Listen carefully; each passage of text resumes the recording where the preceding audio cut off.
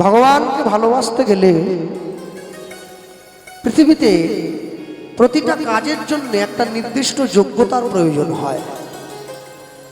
ভালো লেখাপড়া করতে গেলে ভালো ব্রেন বুদ্ধির দরকার, সেটা আপনার যোগ্যতা। ভালো গান গাইতে গেলে ভালো একটা কণ্ঠ তৈরি করতে হয়, সেটাও একটা যোগ্যতা। ভালো খেলাধুলো করতে গেলে শরীরটাকে একটু সুস্থ রাখতে হয়, ওটা আপনার যোগ্যতা। কিন্তু ভগবানকে ভালোবাসতে গেলে এইসব যোগ্যতার মধ্যে থেকে কোনো যোগ্যতার আপনার প্রয়োজন হয় না। আপনি ধনী হবেন কি গরিব হবেন, শিক্ষিত হবেন কি মূর্খ হবেন, মোটা হবেন কি রোগা হবেন, কালো হবেন ফর্সা হবেন, এসব যোগ্যতার প্রয়োজন নেই। ভগবানকে ভালোবাসতে গেলে একটাই যোগ্যতা মানুষের দরকার, সেটা হলো একটা ভালো মনের দরকার হয়। যারা নিজেদের মধ্যে কথাবার্তা বলছেন, আমি সকলের কাছে একদম স্বনির্বন্ধ অনুরোধ, দয়া করে কেউ নিজেদের মধ্যে একদম কথা বলবেন না, একদম নীরব থাকুন, শান্ত থাকুন। আপনারা যত চুপচাপ থাকবেন তত আমার কথাগুলো বুঝতে আপনাদের সুবিধে হবে, আর যত নিজেদের মধ্যে বাকবিতণ্ডা করবেন তত আমার কথাগুলো জটিল বলে মনে হবে। একদম শান্ত থাকুন, একদম কথা বলবেন না। নিজে যদি না শুনতে ইচ্ছে হয়, অপরজনকে শোনা থেকে ব্যাঘাত করবেন না। শান্ত থাকুন, পাশের জনকে বিরক্ত করবেন না। এই বেলুনটা নিয়ে নাও। কারে? তোমার ছেলে? বেলুনটা নিয়ে নাও।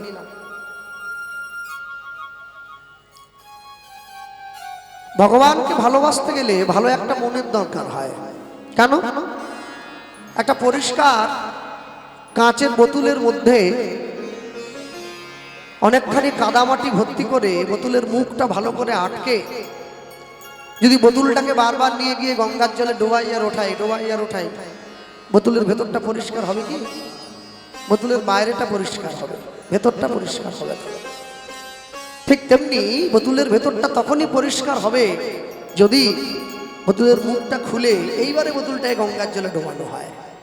ঠিক তদ্রূপ মনের মধ্যে ময়লা, অহংকার, অভিমান, কামনা, বাসনা ভর্তি করে রেখে মনটাকে যতই নিয়ে গিয়ে হরিনামের আসরে গিয়ে কীর্তন শুনতে শুনতে ডোবাই আর ওঠাই, মন কিন্তু পরিষ্কার হবে না, যতক্ষণ না পর্যন্ত মনের এই ঢাকনাটা খুলে দেওয়া হয়, যতক্ষণ না পর্যন্ত মন থেকে অহংকারটা দূরে যায়, অভিমানটা দূরে যায়। রামকৃষ্ণ পরমহংসদেব গিরিশ ঘোষকে বলেছিলেন, গিরিশ, জীবনে কলা গাছ হসনি, পারলে একটা বট গাছ হস। কেন? কলা গাছের তলায় গিয়ে কেউ ছায়া পাবে না, পাবে কি? বট গাছের তলায় গিয়ে ছায়া পাওয়া যায়। তা জীবনে এমন মানুষ তৈরি হোস যাতে তোকে দেখে আর পাঁচজন মানুষ হওয়ার শিক্ষা নিয়ে নিতে পারে। ভালো রান্না করতে গেলে ভালো মশলা দিলেই হয় না, যে রান্না করছে তার মনটাও ভালো হওয়া দরকার। এই এত এত মহোৎসব বাড়ি রান্না হচ্ছে, কেউ কি মশলা কম দিয়েছে? তাহলে এমন এমন জায়গা আছে অর্ধেকের বেশি খাবার ফেলা যাচ্ছে, লোকে বলছে মুখেই দেওয়া যাচ্ছে না। তাহলে কি মশলা কম হলো? মশলা কম নয়, যে রান্না করেছে সেই দিনের রান্নার সঙ্গে তার মনের মিলন হয় নাই। একটা ক্লাসে একই সঙ্গে 100 জন ছেলে মেয়ে পড়াশুনো করে, পড়াশুনোর সঙ্গে যার মনের মিল হয়েছে সেই পরীক্ষায় প্রথম হবে, বাকিরা কিন্তু 2, 3, 4 করে পিছনে পিছতে থাকবে। ঠিক তেমনি ভাবে ভগবানের নামের সঙ্গে, ভগবানের কথার সঙ্গে, ভগবত লীলার সঙ্গে সকলের মনের মিল হয় না। যাদের হয় একমাত্র তারাই ঈশ্বরের কথা অনুভব করতে পারে, অন্য কেউ পারবে না।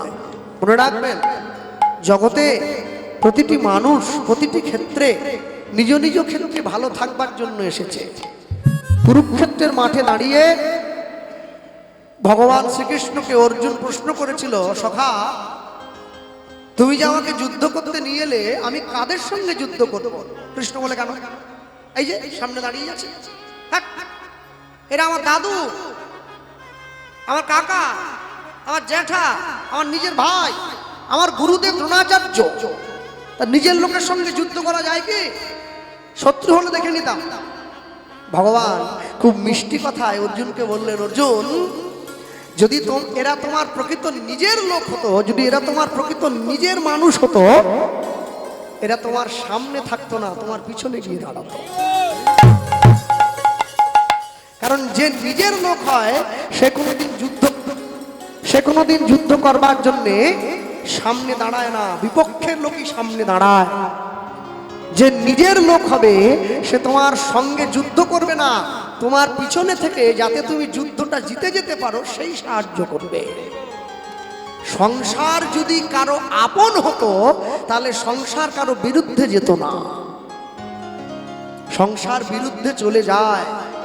এখানেই বোঝা যায় সংসার আপন নয়। এই সংসারটা কুরুক্ষেত্রের যুদ্ধের মতোই, আপনি যতই তাকে আপন করে নিতে চান না কেন সে কিন্তু আপনার বশ্যতা স্বীকার করবে না। কঠিন হৃদয় সর্প কুলোক তেমন, তা হতে পাষাণ কিন্তু হয় দুষ্টজন। মন্ত্র দ্রব্য গুণে সর্প হয় বশীভূত, কোনো মতে দুষ্ট কিন্তু না হইবে নত। যার কঠিন হৃদয়, যার হৃদয় খুব কঠিন হয়, তাকে আপনি কোনোদিন সুখী করতে পারবেন না।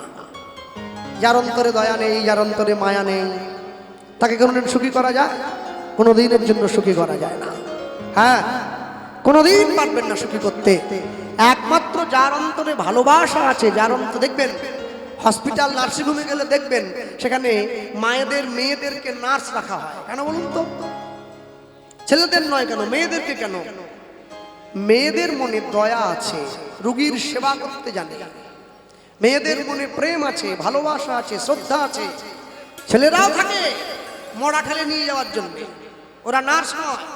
কেউ মরে গেলে ঠেলে নিয়ে চলে গেল, কিন্তু ইঞ্জেকশন দিতে গেলে একটা রোগী ব্যথা পাবে, কষ্ট পাবে, তার জন্যে নার্স রাখতে হয়। যারা মেয়ে মানুষ তাদের অন্তরে দয়া আছে, তার থেকে বেশি দয়া সাধুর অন্তরে আছে। তার থেকেও বেশি কৃপা, তার থেকেও বেশি দয়া সাধুর অন্তরে থাকে। হ্যাঁ, আজ থেকে বছর 10 আগে আপনাদের গঙ্গাসাগর মেলায় এক সাধু এসেছে। সাধুকে দেখার জন্য সকলে ছুটে যাচ্ছে, এত ভিড় হয়ে গেছে, পুলিশ সেই ভিড় সামাল দিতে না পেরে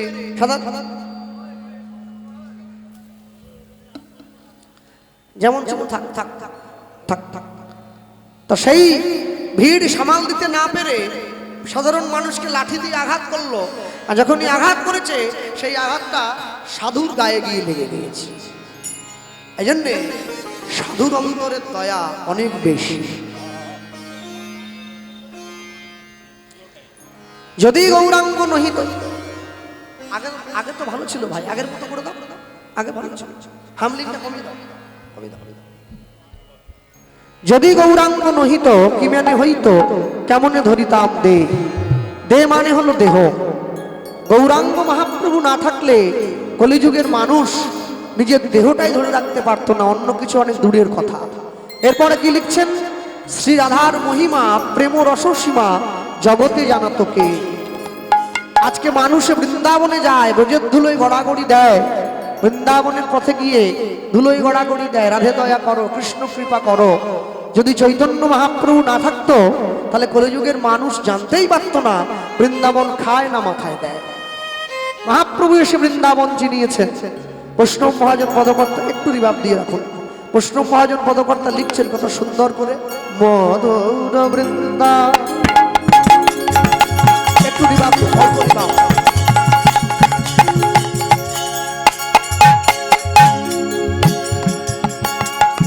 মধুর মধুর বৃন্দা,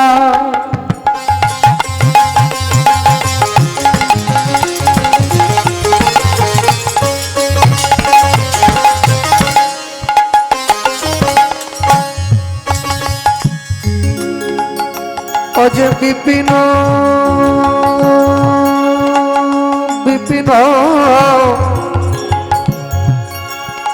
মাধুরী মাধুরী, বৃন্দাবনে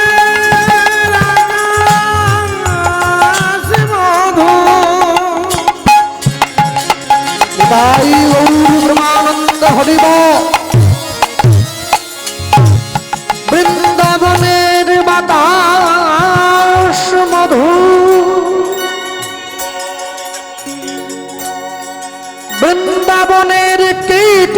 পতঙ্গ তরুলতা সব মধু,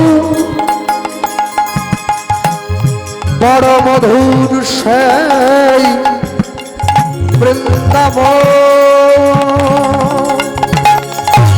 মধুর বৃন্দা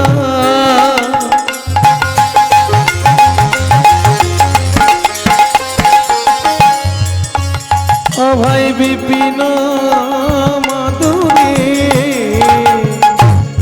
প্রবেশ চাতুরী, প্রবেশ চাতুরী, প্রবেশ চাতুরী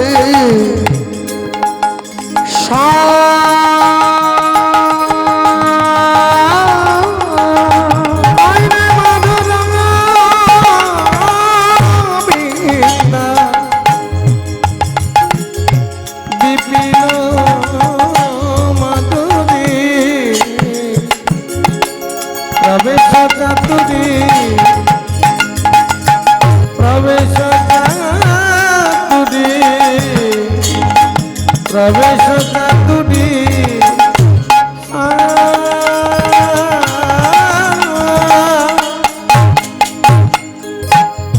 বড় যুবতী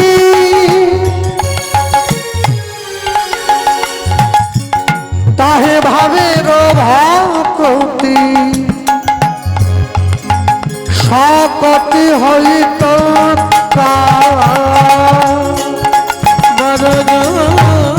যুবতী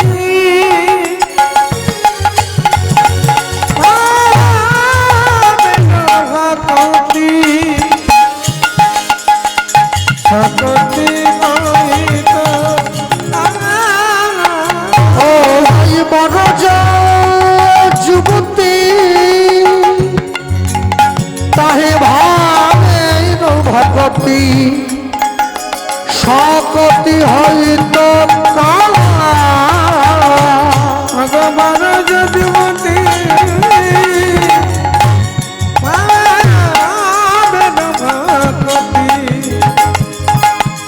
সকতি হইত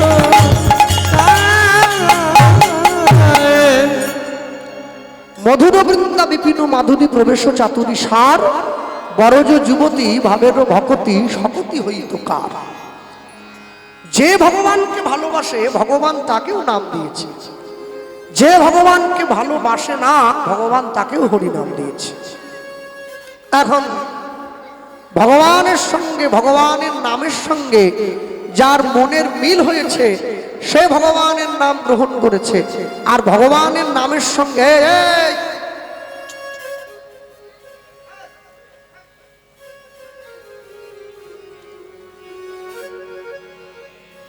মাইক দিয়ে মাথা খারাপ, ওরা কথা বলছে। ভগবানের নামের সঙ্গে যার মনের মিল হয়েছে সে ভগবানের নাম ভক্তি শ্রদ্ধা সহকারে গ্রহণ করলো। ভগবানের নামের সঙ্গে যার মনের মিল হয় নাই সে ভগবানের নাম ভক্তি শ্রদ্ধা সহকারে গ্রহণ করলো না। কেন করবে? সবসময় জানবেন তিনটি উপায় ভগবানকে ভালোবাসে মানুষ। যে বুঝেছে সে মজেছে, না বুঝেছে ভালো আছে, আধা বুঝেছে জীবন চলে গেছে। তিনটি পথ। আপনি কিভাবে তাকে ভালোবাসতে চাইছেন এটা আপনার উপরে নির্ভর করে, তার উপরে নয়। কেন? ততক্ষণ পর্যন্ত মানুষ ঈশ্বরের শরণাপন্ন হয় না যতক্ষণ পর্যন্ত মানুষের অন্তরে শক্তি থাকে। যখন সেই শক্তি হেরে যায় তখন ঈশ্বরের চরণে শরণাপন্ন হয়। কেন? সব সময়ের জন্য মনে রাখতে হয়, সারা বছর যদি পড়াশুনো করি তাহলে পরীক্ষার সময় একটু কম পড়লেও হয়। কেন? আগে থেকে অভ্যেস আছে। সারা জীবন যদি হরিনাম আশ্রয় করা হয় মরণের সময় একটু কম আশ্রয় করলেও হয়। কিন্তু সারা জীবন যদি আশ্রয় না করি তাহলে কিন্তু মরণের সময় একটু বেশি করে করে আশ্রয় করতে হয়। কিন্তু ধরতে চাইলেই সবাইকে ধরা দেওয়া যায় না।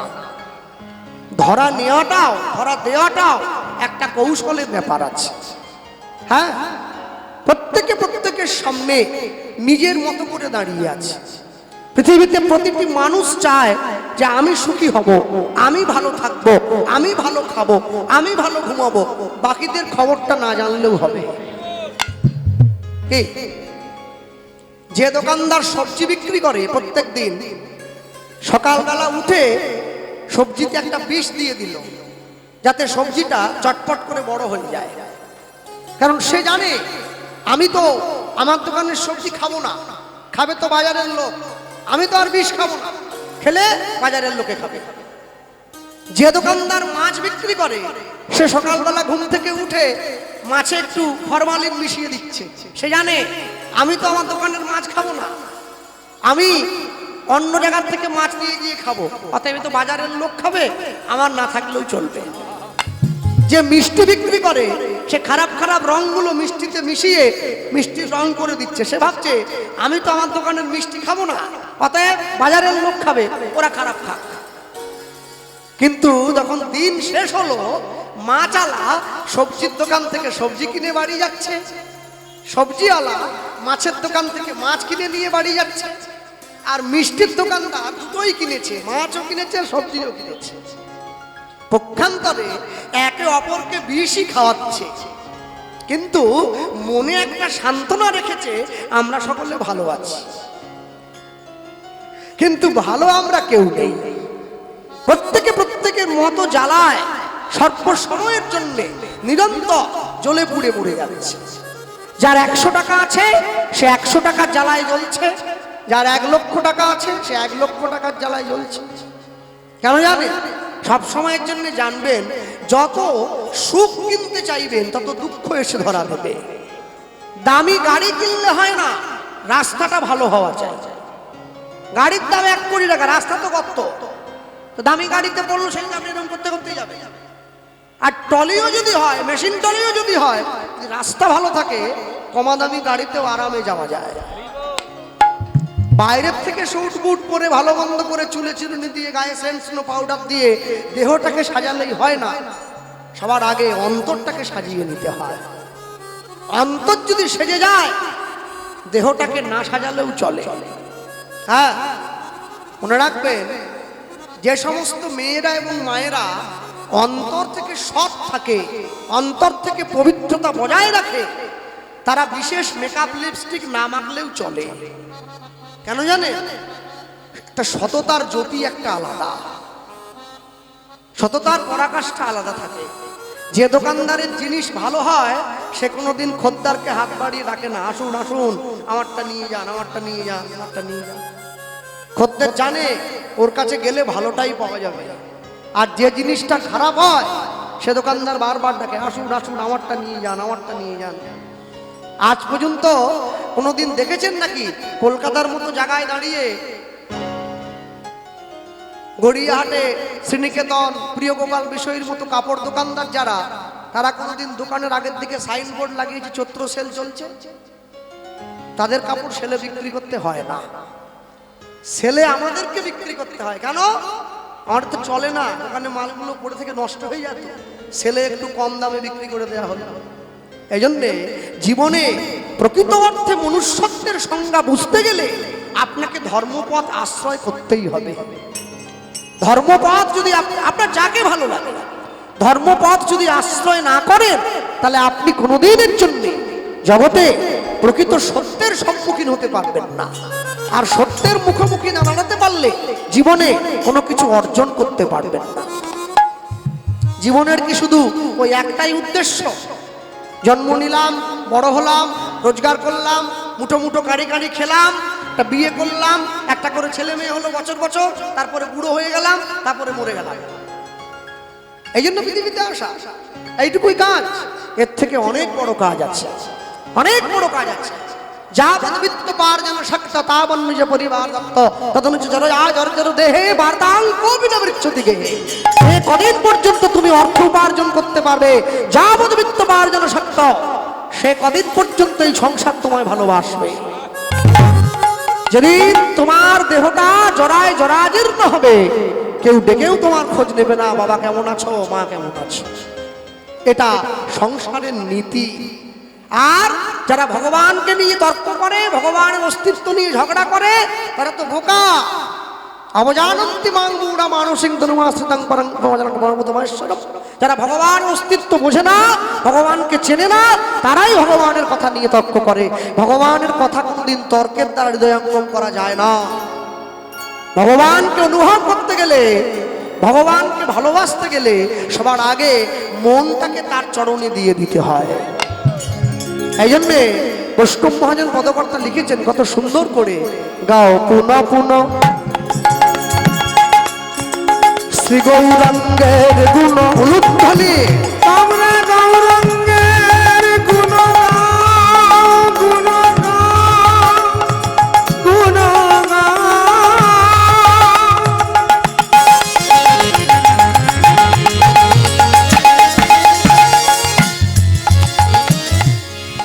গৌরাঙ্গের গুণ গাও, গুণ গাও।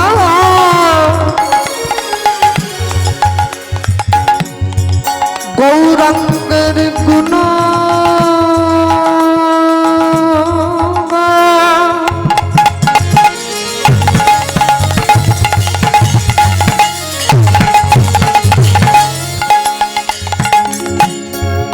গৌরাঙ্গের গুণ গাও,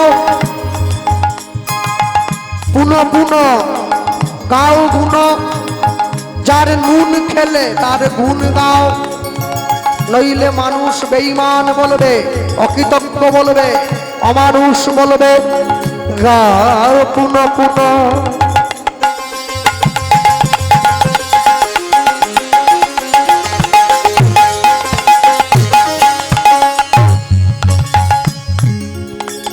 শ্রী গৌরাঙ্গের গুণ গাও গুণ গুণ।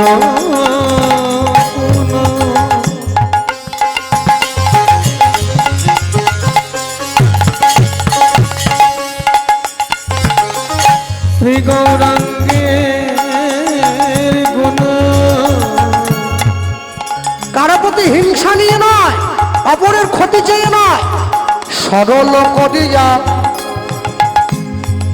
সরল করিয়া, সরল করিয়া মন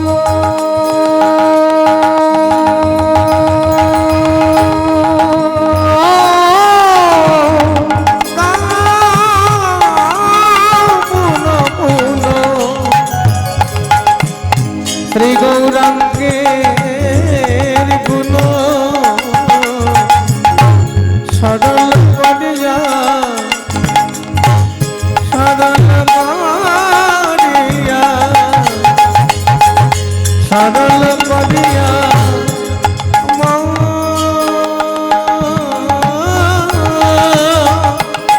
অবয়তীন ভুবনে আমি এমন দয়াল, না দেখয়ে একজন। অবয়তীন ভুবনে এমন দয়া, না দেখয়ে একজন। আমি তিন ভুবনে এমন দয়াল, না দেখয়ে একজন। অবয়তীন ভুবনে এমন দয়া, না দেখো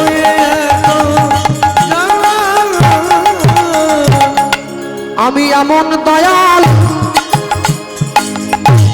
আজ দেখি নাই, দয়া আর দেখি নাই। আমি এমন দয়াল আজ দেখি নাই।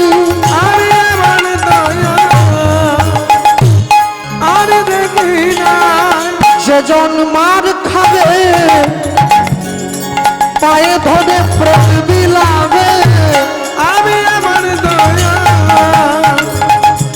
আর দেখি নাই। যেজন জগাই মাধায়ের মতো মাতালকে হরি নাম বিলাও, এমন দয়া আর দেখি নাই। যেজন হরি নামে হরিকে নামায়ে আনলো, আমি এমন দয়া আর দেখি নাই। শিবের হাতে ধরিল আর পায়ে পড়িল, এমন দয়া আর দেখি নাই। শিবকে হৃদয় মাঝে জগায়ে ধরে, আমি এমন দয়া আর দেখি নাই। বলি জীবের দ্বারে দ্বারে ফিরিল হরি বল। আর দেখি নাই, জীবের দ্বারে দ্বারে ফিরিল। এমন দয়া আর দেখি নাই, এমন দয়া আর দেখি নাই। ও গয়তিলা ভুবনে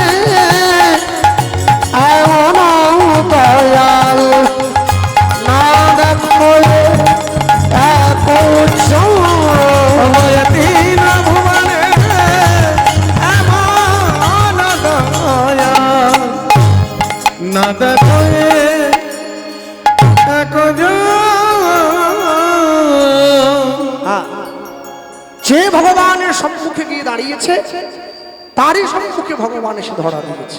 একদম শেষে গৌরাঙ্গ বলিয়া না গেলাম বলিয়া কেমনে ধরিনু দে, কেমন ধরিনু দে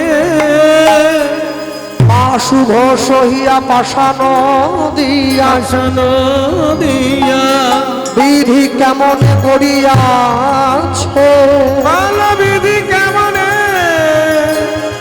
কেমনে গড়িয়াছে। যে গৌরাঙ্গের নাম শুনে পাষাণ বলে গেল, যে গৌরাঙ্গের নাম শুনে বনের হিংস্র জন্তুদের অন্তরে প্রেম এলো, যে গৌরাঙ্গের নাম শুনে ঝাড়িখণ্ডের পথে বাঘ সিংহ পর্যন্ত হরিনামে মাতোয়ারা হলো, সেই গৌরাঙ্গের নাম শুনলে হরিনামের বাসরে বসে আমার ঘুম পায়। সেই গৌরাঙ্গের নাম শুনলে হরিনামে বাসরে বসে আমার খিদে পায়। সেই গৌরাঙ্গের নাম শুনলে হরিনামের আসরে বসে আমার ডিম ভাজা খেতে ইচ্ছে হয়। তাহলে বুঝতে হবে নাম আমার কান পর্যন্ত গিয়ে পৌঁছেছে বটে, প্রাণ পর্যন্ত পৌঁছায় নাই। যদি প্রাণ পর্যন্ত পৌঁছে যেত তাহলে নামের কৃপা হতো। মনে রাখবেন, হরিনামের আসনে বসে আমার বাবা বলতেন, কীর্তনের আসনে বসে কীর্তন শুনতে গেলেও মহাপ্রভুর কৃপা থাকতে হয়, না হলে শোনা যায় না। কে 3.5 ঘন্টা 4 ঘন্টা 5 ঘন্টা সিরিয়াল দেখি আমরা, আঁঠু যদি যন্ত্রণাও করে আস্তে করে মেলে দেয়, কারণ জোরে মেললে পাশের লোক বলবে যাও তুমি ঘরে গিয়ে শুয়ে পড়ো, ওই জন্য আস্তে মেলে।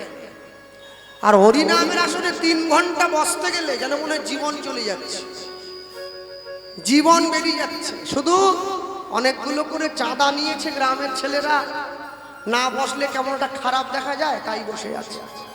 হ্যাঁ, কিন্তু মনে রাখবেন ভগবানের কথা, ভগবানের গুণকীর্তন যদি দায় সারা মনোভাব নিয়েও শোনেন, এতেও কাজ হয়, এতেও কাজ হয় যদি দায় সারা মনোভাব নিয়েও শোনেন।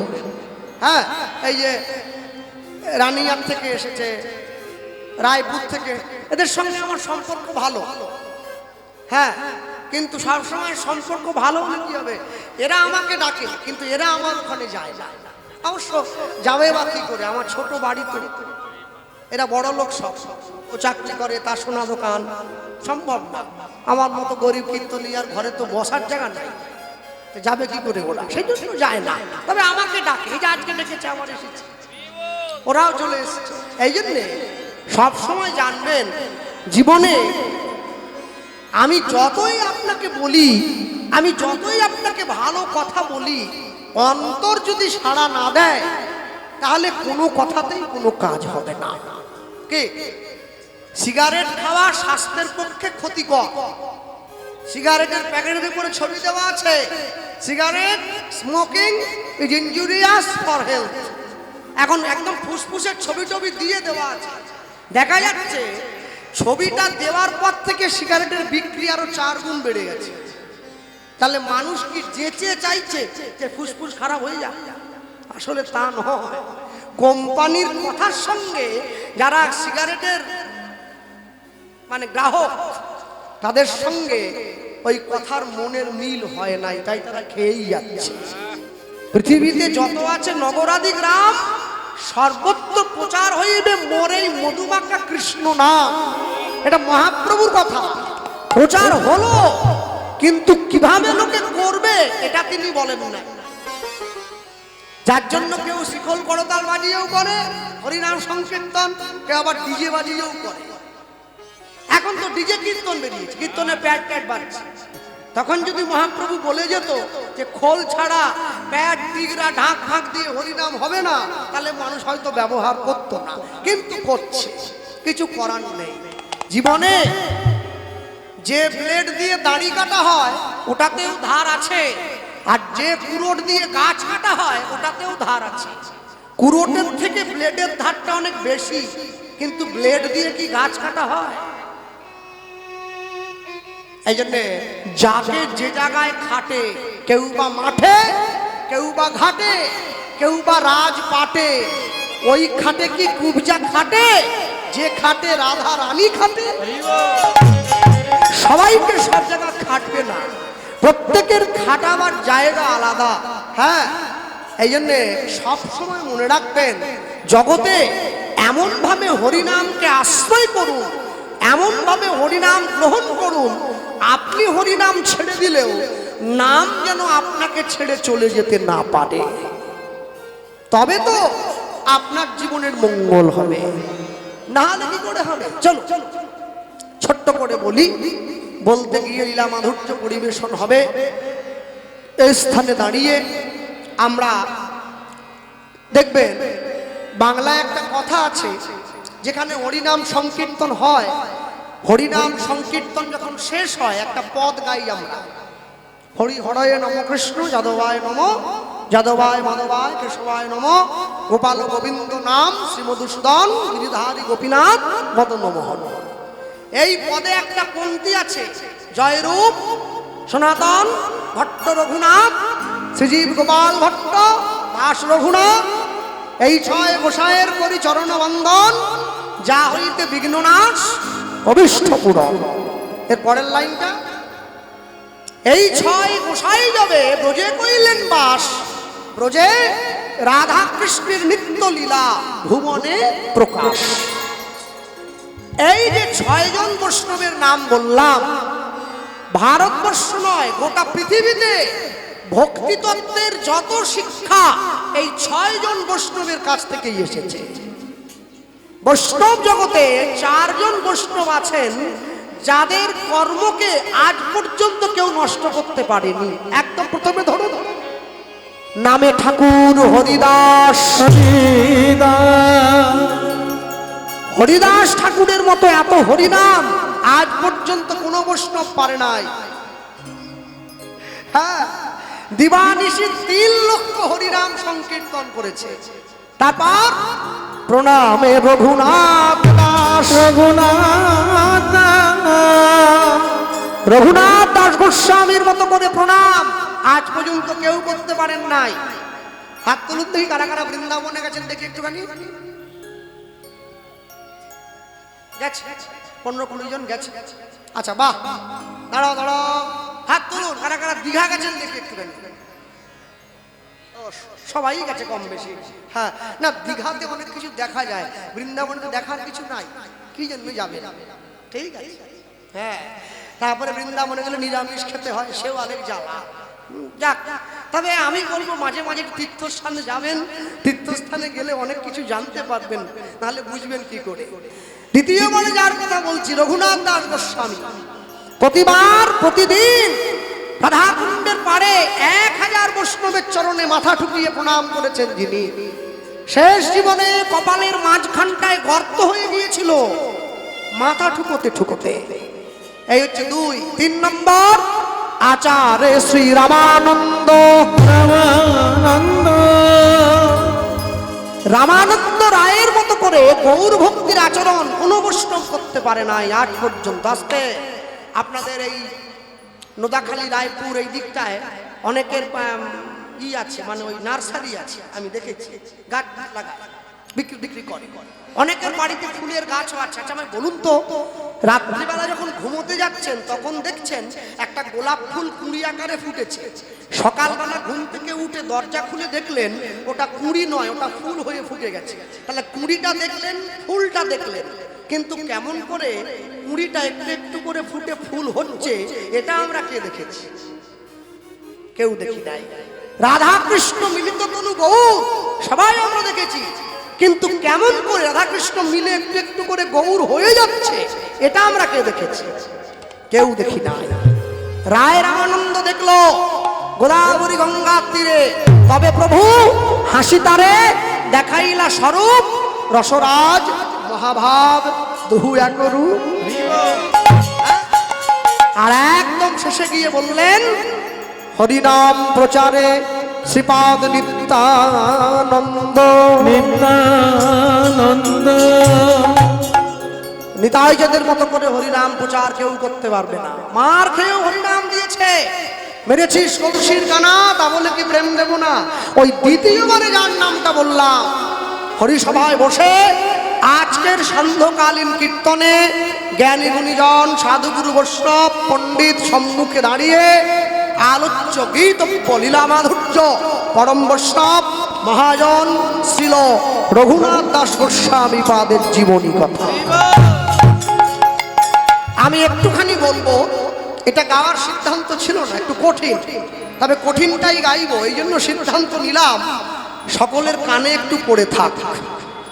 হ্যাঁ, কেননা ভক্তের জীবনী শুনলে ভদ্র হয়ে যাওয়া যায়, ভক্ত হোক চাই না হোক। আমি একটুখানি বলে নেই, এটা দক্ষিণ 24 পরগনা, এর আগের দিকে কলকাতা, তারপরে হাওড়া, তারপরে হুগলি, তারপরে পূর্ব মেদিনীপুর, তারপরে পশ্চিম মেদিনীপুর আমার বাড়ি। এই দক্ষিণ 24 পরগনা, কলকাতা, হাওড়ার পরেই যে জেলাটা যার নাম হুগলি জেলা, এই হুগলি জেলার একটা বিখ্যাত জায়গা, জায়গাটার নাম হচ্ছে ব্যান্ডেল। নাম শুনেছেন? ব্যান্ডেল থেকে 21 কিলোমিটার দূরে গেলে 21 কিলোমিটার একটা গ্রাম পড়ে, যে গ্রামটার নাম হচ্ছে আদি সপ্তক গ্রাম, এখনো আছে। এই আদি সপ্তক গ্রামে আজ থেকে 542 বছরেরও বেশি পূর্বে এই একই মায়ের পেটে দুই ভাই, বড় ভাইয়ের নাম হিরণ্য দাস, ছোট ভাইয়ের নাম গোবর্ধন দাস, মাকে সুনন্দা দেবী। সুনন্দা দেবীর দুই পুত্র হিরণ্য দাস, গোবর্ধন দাস। দুই ভাই অনেক বড় লোক, জমিদার। দুই ভাইয়ের কর্ম কি? সারা বাংলার থেকে খাজনা আদায় করে দিল্লিতে নবাবের দরবারে পাঠিয়ে দেওয়া দুই ভাইয়ের কর্ম। দিল্লির নবাব এই দুই ভাইয়ের কাজে খুশি হয়ে আজ থেকে 550 বছর পূর্বে এই দুই ভাইকে বেতন দিতেন বছরে 9.5 লক্ষ টাকা, পুরোটাই সোনার টাকা, যেটা বর্তমান বাজারে প্রায় 100 কোটি টাকার চাইতেও বেশি। কিন্তু ভগবান সবাইকে সবটা পূরণ করে দেন না। দেন কি? কোকিলকে কণ্ঠ দিয়েছেন, রূপটা কেড়ে নিয়েছেন। ময়ূরকে রূপটা দিয়েছেন, কণ্ঠটা কেড়ে নিয়েছেন। সাধুকে সুখ দিয়েছেন, সংসার কেড়ে নিয়েছেন। সংসারী জীবদেরকে সংসার দিলেন, সুখটা কেড়ে নিলেন। সোনাকে, এই যে মায়েরা কানে গলায় সোনা পরে আছেন, সোনাকে সৌন্দর্য দিয়েছেন, সুগন্ধ কেড়ে নিয়েছেন। ফুলকে সুগন্ধ দিয়েছেন, সোনার মতো সৌন্দর্য কেড়ে নিয়েছেন। কে? মূলকে সৌন্দর্য দিয়েছেন, মূল্য দেন নাই। আর আপেলকে একটু কম সুন্দর বানিয়েছেন, দাম অনেক বেশি রেখেছেন। কি? যত টাটকা মূল হোক 10 টাকার উপরে যায় না।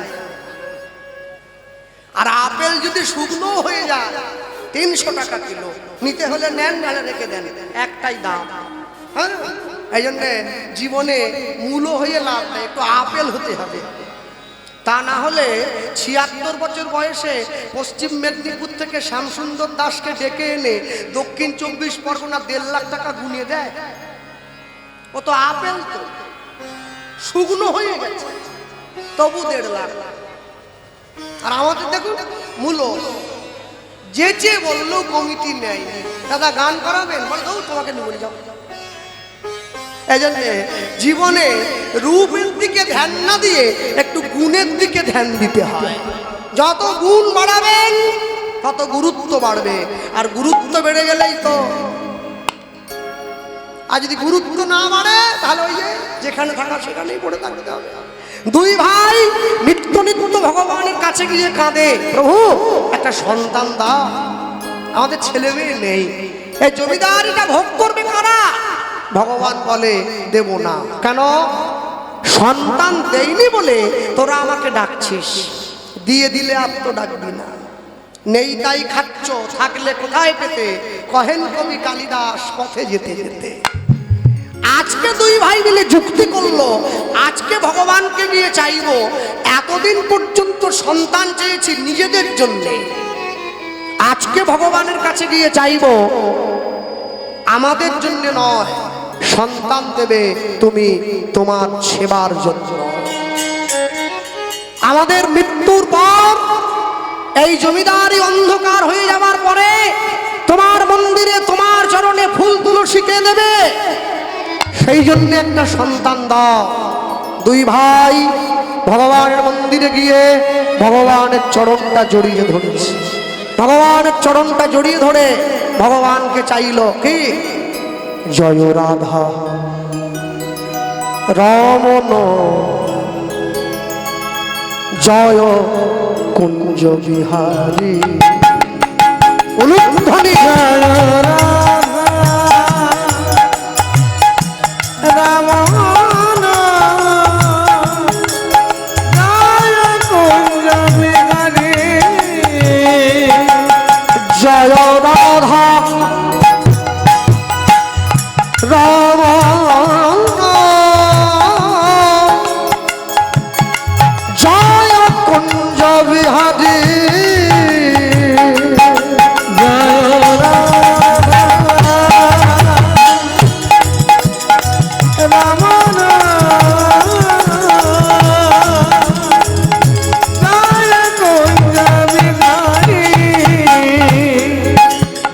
জয় যশোদা নন্দন জয় যশোদা নন্দন জয় যশোদা নন্দন জয় যশোদা নন্দন বৃন্দাবন হৃদি বিহারী। জয় রাধা গৌর হরিব রামন জয় কুঞ্জ বিহারী। জয় রাধা রামন জয় কুঞ্জ বিহারী। নবীন নিরদন জয় শ্যাম সুন্দর মদন মোহন বংশীধারী। কেউ নাই। নবীন নিরদন জয় শ্যাম সুন্দর মদন মোহন বংশীধারী। জয় কালীয় দমন জয় কালিয়া দমন জয় কালীয় দমন জয় কালিয়া দমন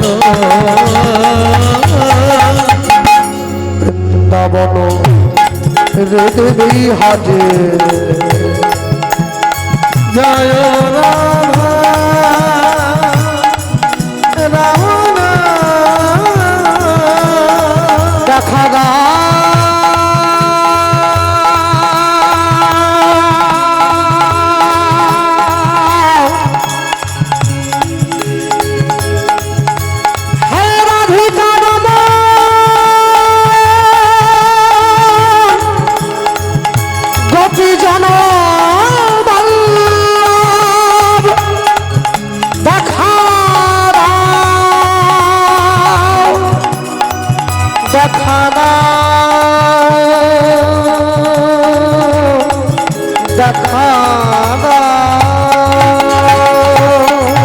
জয় কালিয় বামন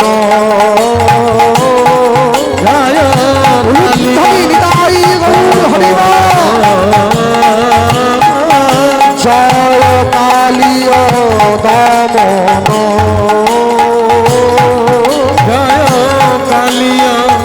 দমন বৃন্দাবন হৃদয় হাজে জয় রাধা রাম জয় কুঞ্জ বিহারী জয় রাধা রমন জয় রাধা রমন জয় রাধা রমন জয় কুঞ্জ বিহারী अरे बोलिए भाई राधा रमन भगवान की जय परम दयाल श्री गुरुदेव की जय हृदय गौर प्रेमानंद गौर हरिवा हरिवा हरि हरिवो नमो ब्रह्मण्य देवाय देवाय गो ब्रह्मण्य हिताय च जगत धीताय कृष्णाय कृष्णाय गोविंदाय नमो नमो गोविन्दाय नमो नमो ভগবান সব সইতে পারেন, দুটো জিনিস পারবেন না, একটা ভক্তের অহংকার, একটা ভক্তের চোখের চল। ভগবান জীবনে দুবার হাসেন, যখন নার্সিংহোমের বিছানায় রুগী গিয়ে শুয়ে থাকে, ডাক্তার গিয়ে রুগীর সামনে দাঁড়িয়ে বলে আপনার কোনো চিন্তা নেই, আমি যখন আছি আপনি বাঁচবেন। ভগবান ডাক্তারের দিকে তাকিয়ে মনে মনে ভাবেন তুমি যে ওকে বাঁচার গ্যারেন্টি দিলে, তুমি নিজে কতক্ষণ বাঁচবে তোমাকে সে গ্যারেন্টি কে দেবে? আরেকবার ভগবান হাসেন যখন দুই ভাই ফিতা ফেলে জায়গা ভাগ করেন, তোর 5 কাঠা আমার 5 কাঠা। ভগবান হাসেন, কার সম্পত্তি কাকে দাও রে? দুই ভাই গোবিন্দ চরণে নয়নের জল দিয়েছে, ভগবান থাকতে পারলেন না, আশীর্বাদ করলেন অচিরাতে তোমাদের ঘরে এক পুত্র সন্তান জন্ম গ্রহণ করিবে, গ্রহণ করিবে। আমার ভক্তির বলে সন্তান বলবান হইবে, বলবান হইবে। এই সন্তান না রহিবে তোমাদের ঘরে, আমাদের ঘরে জগৎ মাঝে আমার লীলা কথা, আমার লীলা কথা প্রচার করিবে দারে দারে। জগতে আমার লীলা কথা প্রচার করিবে দারে দারে। দুই ভাই ভগবানের মন্দির থেকে বেরিয়ে এসে এক ভাই আরেক ভাইকে বলছে, ভাই ভগবান যে আশীর্বাদ করলো আমাদের ঘরে ছেলে হবে, তাহলে হবে নিশ্চয়, কেননা তার কথা কি মিথ্যে হয়? ঠিকই বলছে। আচ্ছা সে নাহলে বুঝলাম, কিন্তু কার ঘরে হবে এ তো বললো না। আরে দু ভাই যে ডাকলাম যে তা দু ভাইয়ের ঘরে কি অর্ধেক অর্ধেক করে হবে নাকি? কি জরাসন্ধ নাকি অর্ধেক করে হবে? তা তো হবে না, এক ভাইয়ের ঘরেই তো হবে। আরেক ভাই বলছে, শোনো, যার ঘরে যে ভাইয়ের ঘরে ছেলে হবে, আরেক ভাইয়ের সম্পত্তি ওই ছেলেটাই পাবে, বিনিময়ে খাতায় কলমে বাবা হওয়ার অধিকারটা আরেক ভাই পাবে। শুনে অন্তত মনে ভালো লেগেছে। আচ্ছা, এরপর যে ভগবান বলল ছেলে যে হবে, ছেলে নাকি ঘরে থাকবে না, ভগবানের ভক্ত হয়ে বেরিয়ে চলে যাবে। কি ভক্ত হওয়াচ্ছি? ভক্ত ভালো করে হবে। ছেলেটা হতে দে, একবার মন্দির ভেঙে দেবো, ঠাকুর নিয়ে গিয়ে জলে ভাসিয়ে দেবো, 7 মণ তেলও পুড়বে না, রাধাও নাচবে না। বাঁশ ঝাড়ি যদি না থাকে, বাঁশি করতে হবে। মন্দির যদি না থাকে, ছেলে ভক্ত করতে হবে। যাক, এটা আরেকটা শান্তি পাওয়া গেছে। বাবা মায়েদের মনে তো খুব ভয়, যদি ছেলে ভক্ত হয়ে যায়। ওই জন্য তো হরিনাম শুনতে নিয়ে যায়নি, বলে টিভি দেখ।